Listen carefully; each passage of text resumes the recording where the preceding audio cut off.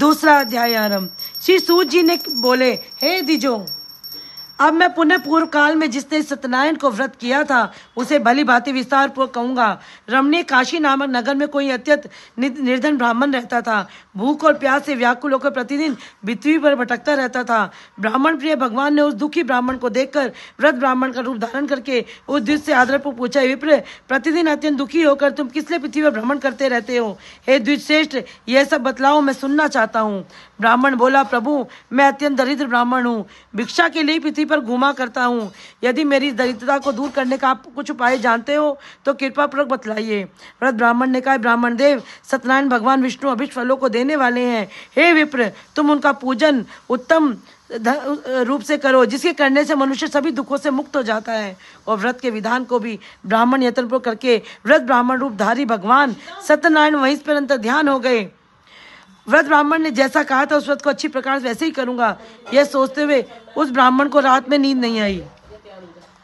तदनंतर प्रातःकाल उठकर सत्यनारायण का व्रत करूंगा, ऐसा संकल्प करके ब्राह्मण भिक्षा के लिए चल पड़ा। उस दिन ब्राह्मण को भिक्षा में बहुत सा धन प्राप्त हुआ। उसी धन से उसने बंधु बांधवों के साथ भगवान सत्यनारायण का व्रत किया। इस व्रत के प्रभाव से शेष ब्राह्मण सभी दुखों से मुक्त होकर समस्त संपत्तियों से संपन्न होकर उस दिन से लेकर प्रत्येक महीने उसने व्रत किया। इस प्रकार भगवान सत्यनारायण के इस व्रत को करके वह शेष ब्राह्मण सभी पापों से मुक्त हो गया। उसने दुर्लभ मोक्ष पद को प्राप्त किया। हे विप्र, पृथ्वी पर जब कोई मनुष्य श्री सत्यनारायण भगवान का व्रत करेगा उसी समय उसके समस्त दुख नष्ट हो जाएंगे। हे ब्राह्मणों, इस प्रकार भगवान नारायण ने महात्मा नारद जी से जो कुछ कहा मैंने वह सब आप लोगों से कह दिया। आगे अब और क्या कहूँ। ऋषियों ने कहा, मुने, इस पृथ्वी पर उस ब्राह्मण से सुने हुए इस व्रत को किसने किया है, हम वह सब सुनना चाहते हैं। इस व्रत पर हमारी श्रद्धा है। श्री सूत जी बोले, मुनियों, पृथ्वी पर जिसने इस व्रत को किया है उसे आप लोग सुने। एक बार वह द्विज श्रेष्ठ अपनी धन संपत्ति के अनुसार बंधु बांधवों तथा परिवार जनों के साथ व्रत करने के लिए उद्यत हुआ। उसी ब्राह्मण को व्रत करते हुए देख प्रणाम करके उससे बोला, प्रभु, आप यह क्या कर रहे हैं? इसके करने से किस फल की प्राप्ति होती है? विस्तार पूर्वक आप मुझसे कहिए।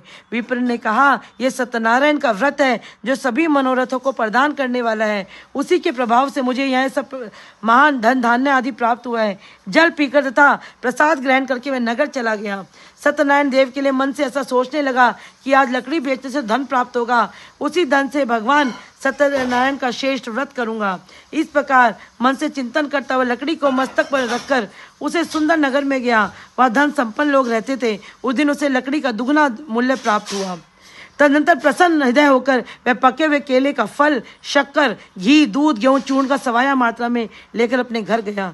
तत्पश्चात उसने अपने बांधवों को बुलाकर विधि विधान के साथ भगवान श्री सत्यनारायण का व्रत किया। उस व्रत के प्रभाव से वह धन पुत्र संपन्न हो गया और इस लोक में अनेक सुखों को भोगकर अंत में सत्यपुर वैकुंठ लोक चला गया।